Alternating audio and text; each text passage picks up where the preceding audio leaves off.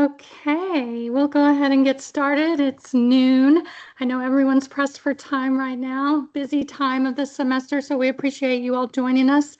My name is Shelley Wigley. I am the lead for the SEP WISE Feedback subgroup, and we want to welcome you to 3 to Thrive WISE Feedback Workshop. I actually teach public relations in the Department of Communication, and I'm going to turn it over and let the other members of the committee introduce themselves. Hello, everyone, and welcome to this session. I go by Neela, and I'm from Department of Physics, and I am with the SEP Student Experience Project since last year. Okay, so welcome, everyone. Hi, everybody. My name is Pam White, and I'm a faculty member over at the Smart Hospital with the College of Nursing. Hi, everyone. I'm Jennifer Wu, and I've been involved with the SEP program since last semester. I also teach in graduate nursing in Con High. All right, so let's get started. Let's jump into what exactly is WISE feedback. Let's see, next slide. There we go. So before we discuss WISE feedback, we want to hear from you all. How do you give feedback to students? Do you find any challenges with it? I often feel like my students don't even read the feedback I give a lot of times, but we want to know what are some of your challenges and maybe even successes as far as how you give feedback to students, and especially any of those challenges that arise. And you can either put it in the chat or raise your hand, either one. So anyone want to tell us a little bit about how you deal with feedback for students?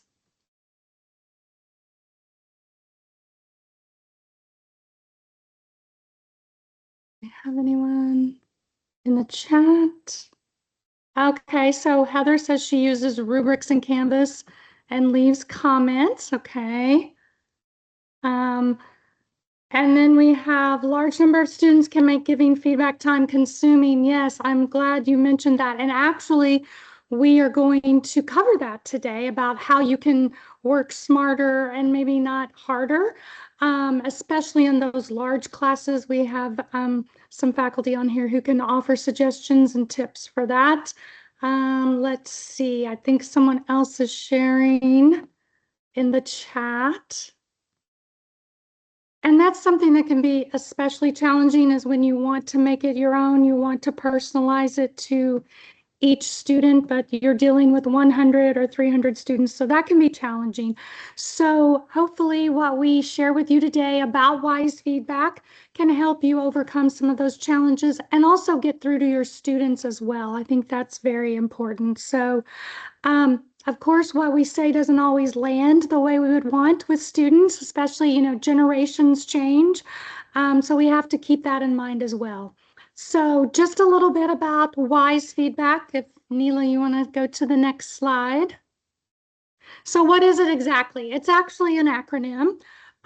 Warmth communicates genuine care and respect for the student as a person, not just their performance. Then we have the I, which stands for insight. It explains the reasoning behind the feedback and offers a deeper understanding, not just correction. So why they need to change something or modify something. And then communicating that you have high standards, but that you have full confidence that the students can rise up to the challenge and meet those standards, even though they are high standards. And then finally, the encouragement, which goes along with growth mindset, which I'm sure most of you are familiar with, but students need to know that you believe that they can meet your expectations. So that's a little bit about WISE feedback. So some of the science behind WISE feedback is that WISE feedback is based upon a research-based approach from publications by Cohen, Steele, and Ross in 1999 and Yeager in 2014.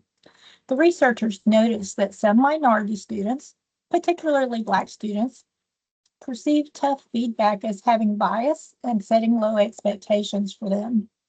Teachers, worried about the negative effects of feedback, may have softened feedback for some of their students and not for others, which impacted trust and learning. The research found that when instructors preface their feedback with one small sentence, such as, "I have high standards and I know you can meet them," Black students trusted the feedback more and were more likely to work to make improvements. Their conclusions were that critical feedback works best when paired with clearly stated high standards and belief in the student's ability. Specific guidance helped the students understand what is needed and demonstrates a mindset focused on growth. Next slide, Mila, please. So here are some key reasons why we use WISE feedback. WISE feedback works, and the small shifts in the way we deliver feedback can have a big impact on students. It reduces the threat of stereotypes, making it clear that students are being evaluated fairly. It builds trust and encourages participation in the learning process. Students hear criticism as support and not bias, which boosts motivation and participation. And then it also drives learning. When critique is paired with the message, "You are capable," students are more likely to stay engaged in the learning process.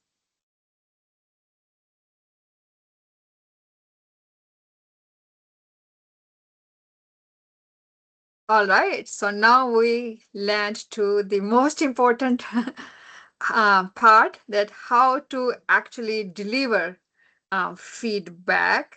And as Shelly mentioned in the beginning, let's try to work smarter, not harder. And we all are in the same boat. So I will share what I do, and I hope it helps. And then you can also share later on know what you do. So you have already shared, but maybe we can be more engaging.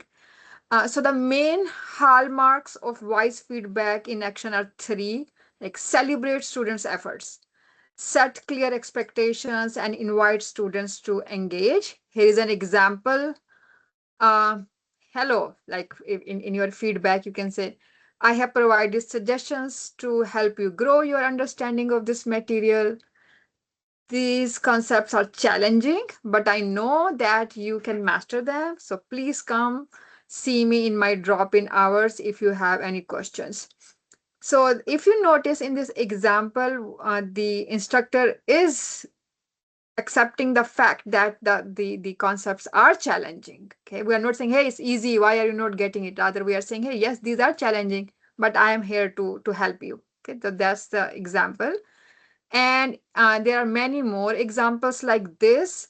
We have the QR code. Feel free to scan it now. And we will also provide the PowerPoints that will be posted later on. So you can also use QR code later on to get more examples. And one of the tips is, think in your mind, frame your own statement, and of course, use AI tool to refine it, okay, to change the tone, to make it more apt for your classroom. So now I gave you some examples, but now how to actually do it.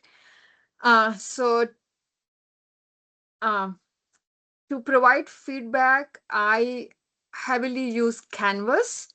So Canvas announcements, Canvas gradebook, Canvas assignments comments library, and I'm going to show all of those to you. And then the Inspire for faculty. I will be touching up on the first three, which is announcements, gradebook, and the comments library. And Jennifer will dive deeper into Inspire for faculty. So let me show all of those to you in my actual Canvas. So I'm going to take away PowerPoint. Here we go. And here, announcement, everybody knows, right? Probably all of you do use announcement, but here is an example, right? So I always say hello to my students, and then like here I say, "Hey, I really enjoyed reading the introductions, looking at the photos, and what were the photos about, your pets, your hobbies, and all that." And then the reminder, please remember what's coming up. So I list all those things that are coming up soon so that students will know. And then why you should do what you should do. So that's how my announcement. And if you notice at the very bottom, because this is saying, hey, be ready for the next week. These are the things coming up. I always put a quotation, like here in this, I have the secret to getting ahead is getting started. Similarly, if I show you my next announcement about exam 1, about the practice exams, I'm explaining them, dear students, and talking about weather, then talking about the exam, and then again, a quotation. So actually, I have the full library that I have quotations about astronomy because I teach astronomy courses. I have quotations about efforts and exams and moving ahead. So I have this whole like maybe about 50 quotations that I have with the pictures of astronomy because I teach astronomy. So if you notice here, it's a quotation about the exam, but on the back side, there's a picture of the sunset and the auroras. Okay, so they can relate. Okay? So that's how I try to motivate them. In each announcement, I try to put some related quotation. And I was one time wondering, do students really even read those quotations or they just skip? So I put them in the feedback at the end of the semester. Hey, do you read these quotations? And at least 50% students said they feel motivated when they read these. Okay, so that's the announcements part. And now let's go to the next part, how to use gradebook to give feedback. So here, first let me share. So this is my Word document, and I hope you all can see it. So I have my messages that I have the list, like if the students made more than 80 or more than 90 in a test, this is my comment. Hey, you have done an excellent job in the test. I hope you continue to put your efforts and achieve high grades in the next test as well. So I try to acknowledge not only the low performing student, but also the high performing student. So I have comments for each grade category, as you can see, and I repeat them semester after semester. That's why I have this Word document with me that I have put my comments. Like here, students who made, like, let's say in my class, less than 69. So I say, hey, your performance on the first test was not as well as expected. I encourage you to begin putting in efforts from the beginning to enhance your performance for the next test. Then remember, I'm here to support you. So feel free to reach out to me whenever you have questions or need guidance. And then please attend the after the class lightning review that I do. So like this, I have prepared for my in-person class, for online class, I change the language. Okay. And the students who are not participating or participating but doing poor. So I have this whole thing. But now how I actually use it on Canvas.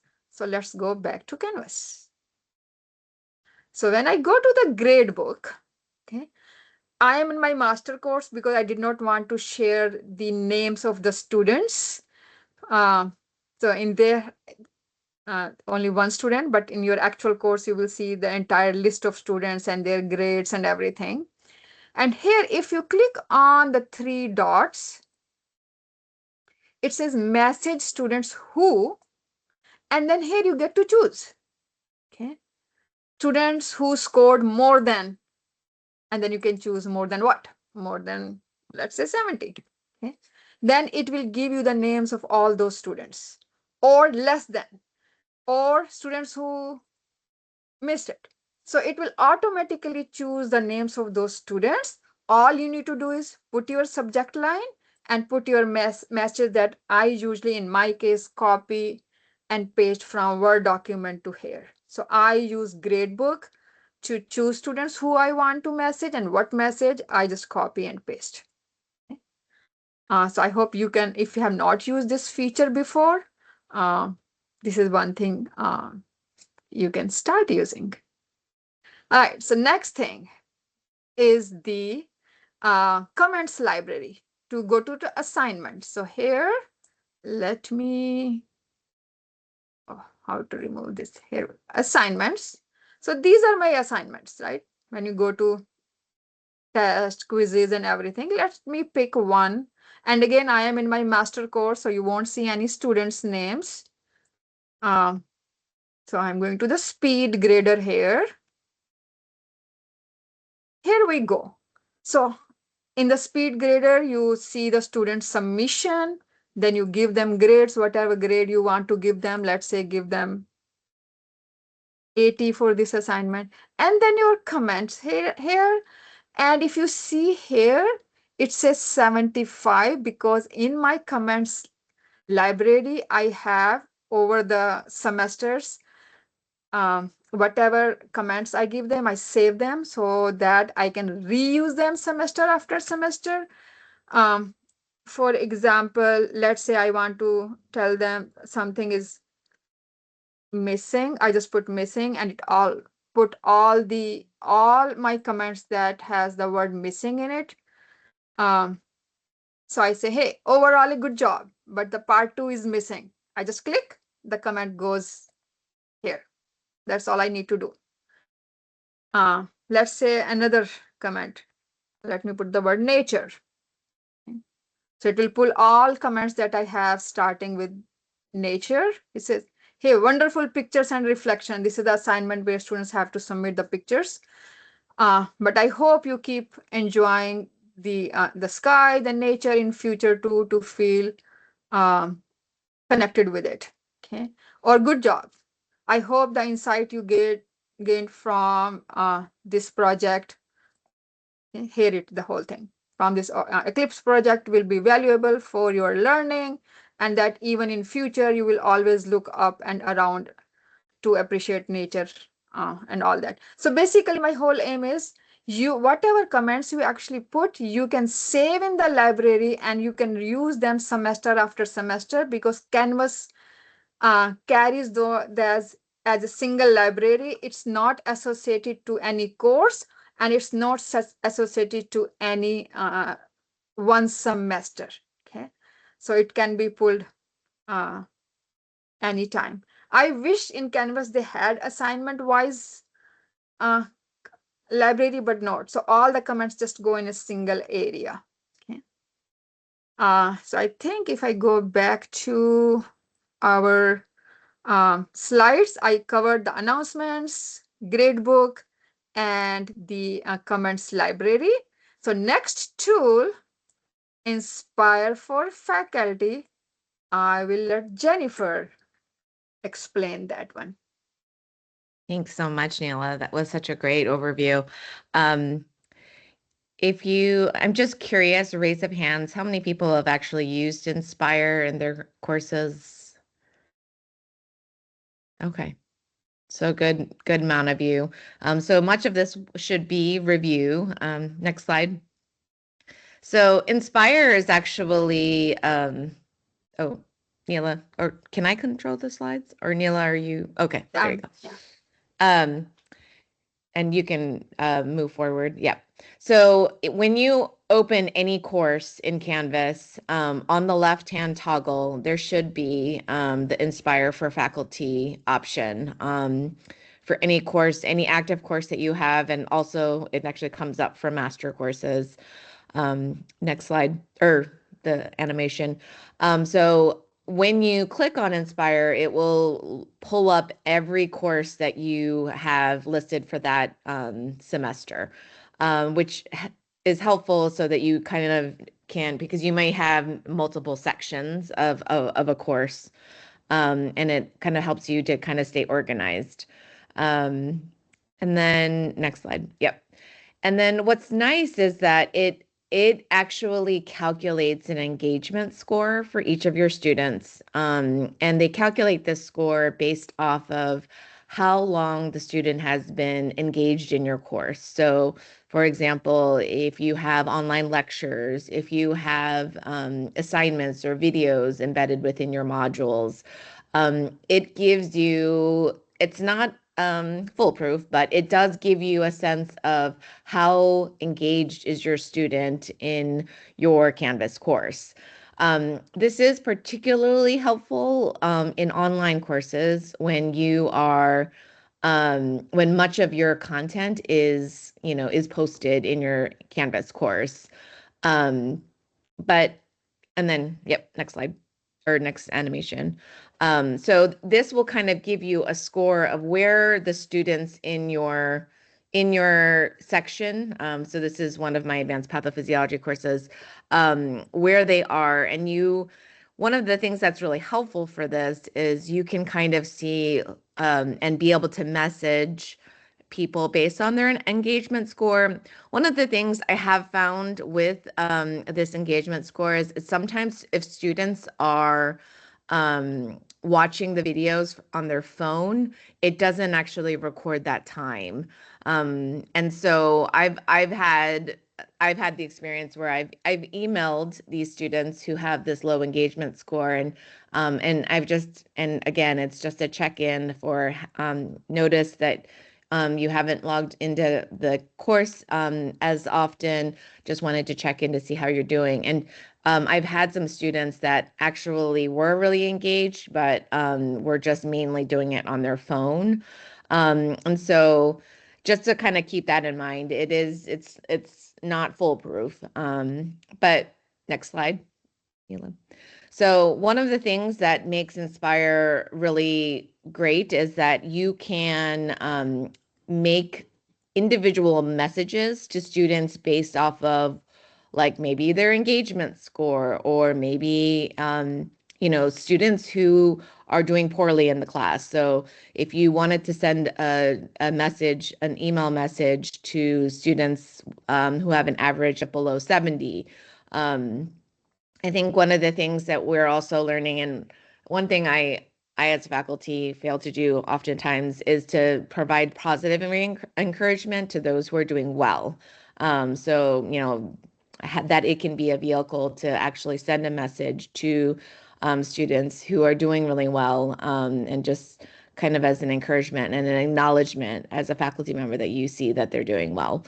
And so what Inspire will do is based off of how you filter, like what message, who is the target audience in which you're wanting to send the message. You can send a generalized message to the students that you're targeting. And Inspire will actually insert the student's name, right? So it'll say, "Dear Susie Q," and then it'll have your message. So it will feel like it's a personal email, but it also means that you're not writing that same email like 9 times, but that Inspire is generating that email for you. The other thing that I really enjoy is when you like pull up, okay, well, like for example, for this, for this section, I wanted to pull up, well, how many people have a cumulative grade score of less than 70. It will give you these statistics. And, oftentimes what is hard is when you have a student who has a really high engagement score. So let's just say they're like very engaged, like they're blue, and yet their grade is a 60, or a relatively low grade.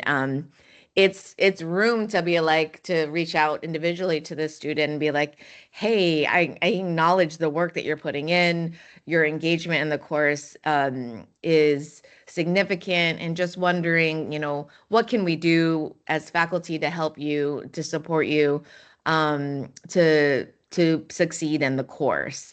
I think one of the things that is helpful, especially to students, I think sometimes if you're just playing the videos and not really, and when I've had conversations with students like this, like students who are really engaged and yet not doing well, You know, I do individually meet with them to figure out, well, what's going on? What can we do differently to kind of help you succeed on the exams?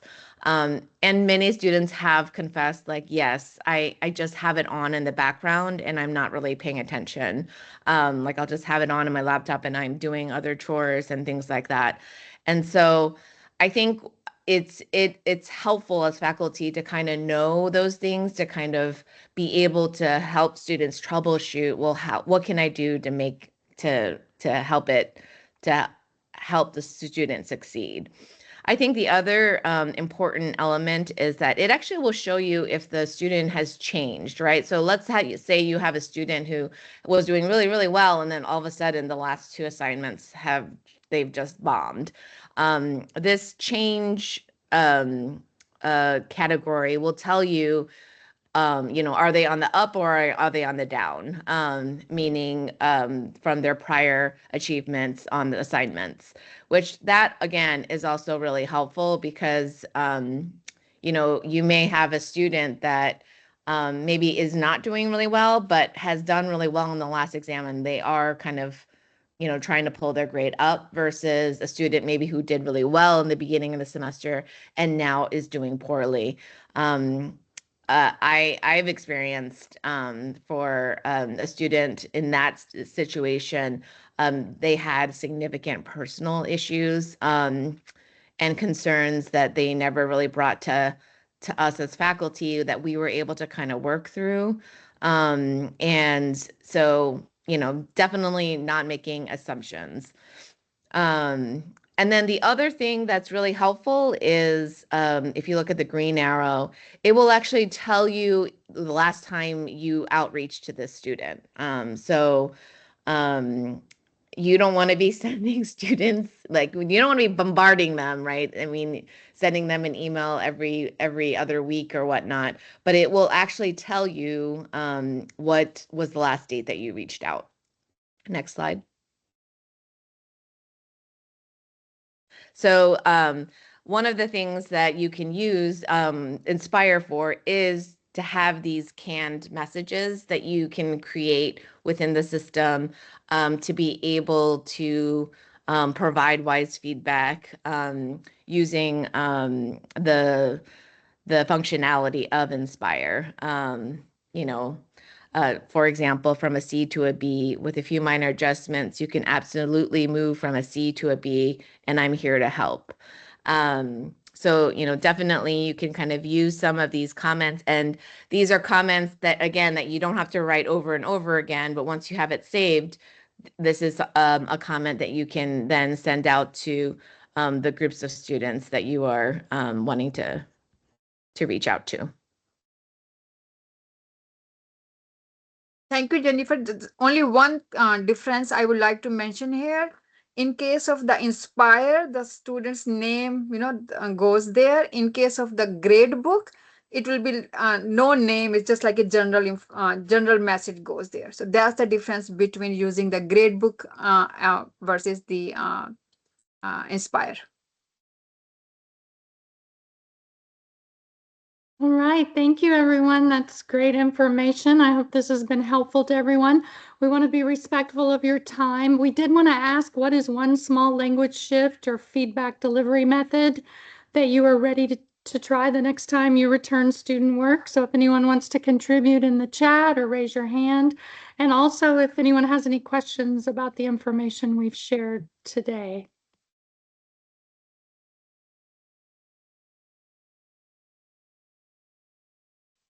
Okay. I was going to chime in real quick and share an example that I did recently. Here, I'll turn my camera on for you guys. I find my exams are really challenging for my students, and I've been really encouraging my students to, you know, try new study skills and work really hard and start putting in more effort to studying for these exams. And I think students expect to see immediate change with the work that they're doing. And I think it's really important to help remind our students that little changes are good and they need to keep working forward on that. So like my last 2 exams, My second exam is probably the easiest of the semester, and the third exam is probably the hardest of the semester. And I went and evaluated my scores, and my scores were actually improved on the third exam. And so I wanted to go back to my students and point out to them that I saw an improvement in the average on the hardest exam of the semester, which means the little things that you're doing. And now, granted, it's not a lot. Many of my students maybe only saw a 1 or 2 point difference.